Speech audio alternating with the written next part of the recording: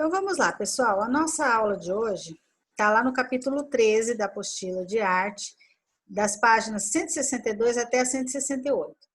E nessas páginas nós vamos falar sobre as manifestações populares de matrizes afro-brasileiras, tá?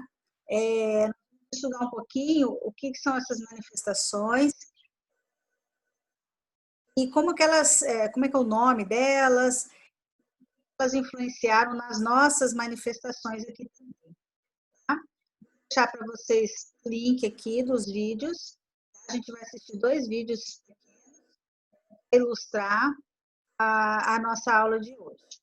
Ok? Manifestações populares de matrizes afro-brasileiras. O que é isso? O que significa isso daí?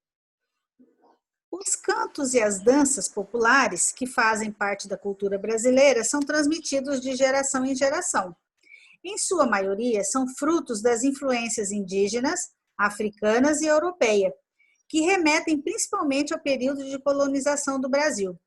Como exemplo de algumas manifestações de matriz afro-brasileira, podem-se citar o jongo, a capoeira, o maracatu e o tambor de crioula, que carregam consigo modos específicos de ocupação do espaço e um diálogo entre a corporalidade, a teatralidade e a musicalidade dos participantes, tá? Ou seja, essas danças, né, essas manifestações, elas estão aí, envolvem toda a questão do teatro, da música, da dança, né, do corpo, e são danças que têm matriz, ou seja, têm referência nas danças e nas manifestações afro-brasileiras, tá? Então, nós vamos conhecer um pouquinho de cada uma que foi citado aqui. A gente vai começando aqui pelo tambor de crioula, que envolve o canto e percussão de tambores. É uma manifestação de matriz afro-brasileira popular no estado do Maranhão. Tá? Aqui tem uma imagem das mulheres dançando. Uma outra manifestação que é muito comum na Bahia é a roda de capoeira, que envolve elementos da luta, da dança e jogo, misturando arte e esporte. Tá?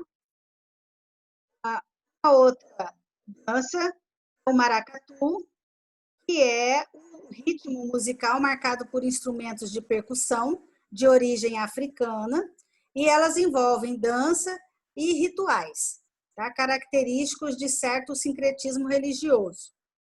E a outra dança que citou aqui, que é praticado pelos negros escravizados nas fazendas de café e de cana-de-açúcar dos estados de São Paulo, Rio de Janeiro, Espírito Santo e Minas Gerais. É o jongo, né? É uma das manifestações culturais de origem africana e que deu origem aqui para nós ao samba. Tá? Então, nós vamos falar um pouquinho sobre cada dança dessa, como ela funciona e aonde que ela aparece pelo nosso país aqui. Então, primeiro vamos falar assim sobre o sentido da dança, né? Qual que é o sentido de se dançar? Então vamos pensar assim, ó, desde os tempos mais remotos, a dança é uma forma de as pessoas se relacionarem entre si e com o lugar onde elas vivem, e também de se manifestarem, né, quanto às suas crenças, o modo de ser e de viver. É comum que as pessoas dancem para reafirmar a própria identidade cultural, constituída pelo encontro de diferentes componentes que a caracterizam, como a língua, os costumes, as tradições, os valores e as festas, entre outros. Historicamente, no Brasil, os valores, as tradições e as diversas manifestações expressivas foram se moldando graças às fortes influências dos povos indígenas, europeus e africanos, que por aqui passaram. Então, o que está dizendo? Né? Que a dança, primeiro, é uma manifestação em que mostra, em que as pessoas mostram o seu jeito de viver, as suas crenças,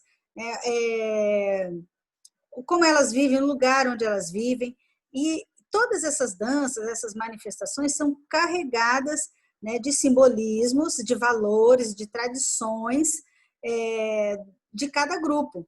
Né? Então, o grupo europeu, o grupo indígena, o africano, e nós aqui no Brasil, as danças foram muito influenciadas por esses povos. Né? Então, algumas danças, alguns rituais, eles existem aqui a partir do conhecimento dessas tradições desses outros povos, que vieram por aqui, deixaram aqui, ensinaram. Né? Geralmente, o que é tradicional, né, essas tradições, são manifestações que passam de geração em geração. Elas são ensinadas. Tá? Bom, algumas festas e celebrações que acontecem aqui no Brasil, elas apresentam elementos característicos da cultura dos diferentes povos que aqui se estabeleceram. Então, os povos que vieram para cá, ficaram aqui no nosso país, acabou nos ensinando também um pouco da cultura deles. Isso no ponto de vista da arte, no ponto de vista da alimentação, da culinária.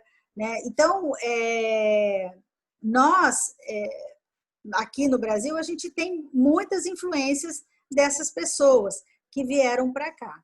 Né? E a dança, né, e essas festas, é uma dessas coisas que a gente conheceu desses povos e acaba fazendo também, às vezes mudando um pouquinho, porque cada povo que vai dançar, por exemplo, vamos falar da capoeira, por exemplo, você acaba colocando alguns elementos característicos do lugar que você está. Né? Então, essas danças, essas manifestações, por elas serem assim carregadas de símbolos, né, de tradições, elas fazem parte do patrimônio imaterial pelo Instituto do Patrimônio Histórico Artístico Nacional, o IPAM. O que é o patrimônio imaterial? Né? São os saberes, são essas danças, a culinária, coisas que vêm sendo ensinadas de geração em geração. Então, olha só que os bens culturais de natureza imaterial dizem respeito àquelas práticas e domínios da vida social que se manifestam em saberes, ofícios, modos de fazer, celebrações, formas de expressão cênica, plástica, musicais ou lúdicas. E também nos lugares, como mercados, feiras, santuários, que ligam práticas culturais coletivas. Né? Então, essas manifestações, essas festas, essas celebrações, elas fazem parte do patrimônio imaterial da humanidade. Então, isso significa o quê? Que essas manifestações de cada localidade, elas não podem ser destruídas no ponto de vista de cultura. Né? Então, assim, as pessoas não podem falar, não, essa dança não pode mais, a gente não vai fazer mais, não existe mais. Elas não podem, elas ficaram fazendo parte do patrimônio. Então, precisa ser respeitado, precisa ser valorizado, certo? Agora a gente vai falar um pouquinho sobre cada dança dessa, cada exemplo que foi dado por nós aqui, que existem aqui no Brasil, existem lá fora e existe aqui também no Brasil, tá? Vamos começar aqui falando do tambor de crioula, que é uma manifestação da matriz afro-brasileira que envolve dança, canto e percussão de tambores, tá? Geralmente é uma roda uma dança em forma circular, né, onde as mulheres é que dançam, os homens geralmente tocam os instrumentos e as mulheres vão dançando e aí desenvolve os passos, tem toda a coreografia, tá? E elas dançam, assim, a maioria, né, ela é até considerada uma dança feminina, justamente porque ela é realizada por mulheres, tá? Então, aqui, para os homens tocando os instrumentos e as mulheres é que dançam na roda.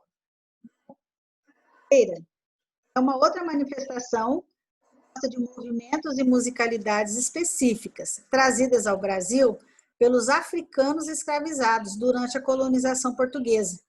Nela, as pessoas organizam-se ao redor de dois participantes que executam os movimentos ao som de instrumentos como o berimbau, o pandeiro, o agogô e o atabaque.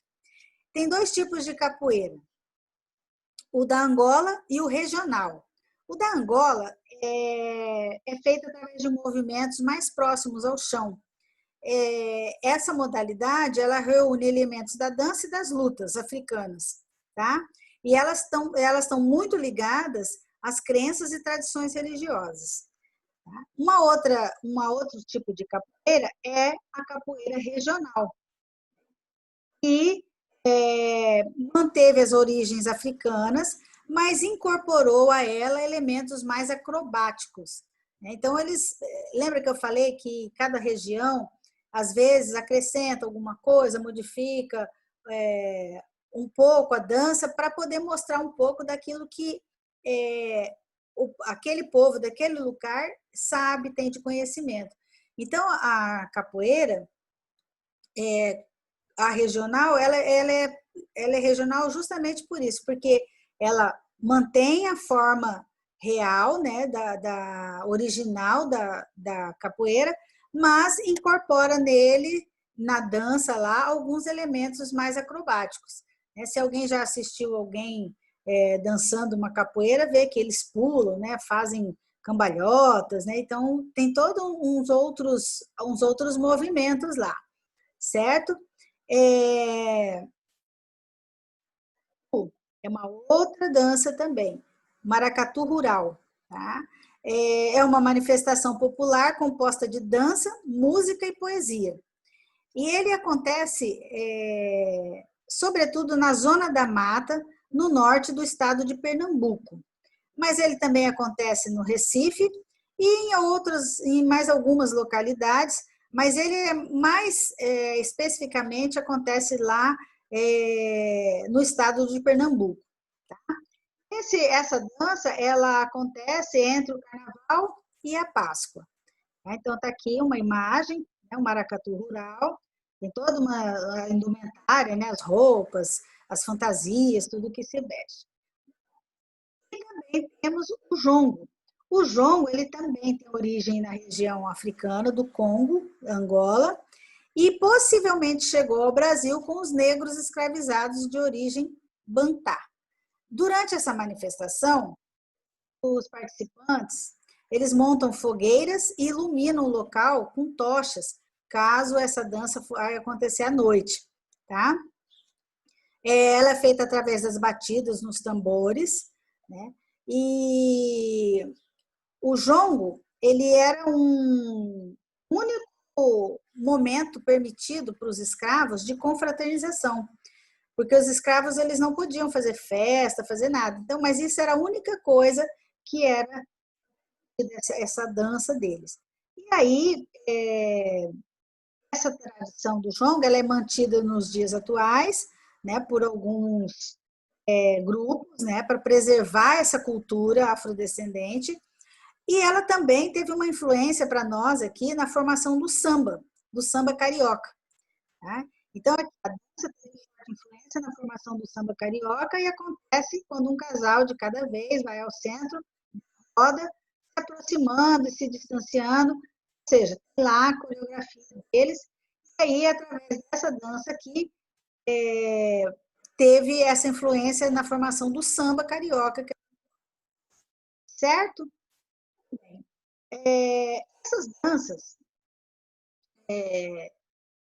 essas matrizes, essas danças originais do povo afro-brasileiro, também influenciou na formação de alguns grupos de danças contemporâneos, ou seja, grupos que do dia a dia, tá? Dos nossos dias hoje. Tá? Então, mantém algumas...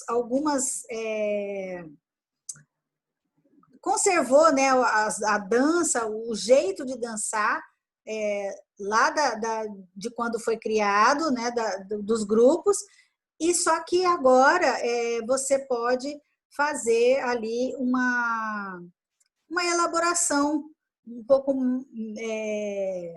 diferente quando você vai representar essa dança. Nós temos dois grupos aqui, que é o grupo Núcleo de Dança Coletivo 22, tá? Que é lá de Goiânia e São Paulo. E nós também temos um outro grupo, que é o grupo Dance Brasil, tá? É Gumbu, que é o nome de uma das danças lá, que a gente vai, inclusive, assistir um vídeo para a gente conhecer. Então, esses dois grupos aqui, eles se especializaram, eles estudaram essas tradições, essas manifestações, e montaram seus grupos de dança da atualidade baseado nessas danças da tradição afro-brasileira, certo? Então, aqui tem a imagem do grupo, do Dança Coletivo 22, que é essa daqui, né? E tem esse daqui, que é o grupo, o Dance Brasil. Vamos assistir aqui eles dançando uma dança lá da África, parecido com o que eles dançam tradicionalmente lá, certo? Então, agora nós vamos assistir os vídeos e depois a gente volta para conversar mais um pouco. Gente, vimos lá, né, o quanto essas manifestações elas são carregadas de simbolismo, de história. Nós vimos lá na dança desse grupo contemporâneo, né, eles contando a história. Vê que os escravos, né, nas minas de ouro, eles começaram a fazer essa dança para se comunicar. E depois é que ela foi transformada aí numa dança para eles se divertirem, porque até então eles não podiam se divertir desse jeito, não. Mas aí foram sendo criados uma maneira deles se comunicarem, e acabou que essa comunicação virou essa dança. Ok, gente? Então, hoje nós conhecemos um pouquinho dessas manifestações, né, que tanto influenciam também o nosso modo de se manifestar aqui também. Ok? Então, nós vamos ficando por aqui e a gente se encontra na próxima aula. Tchau, tchau!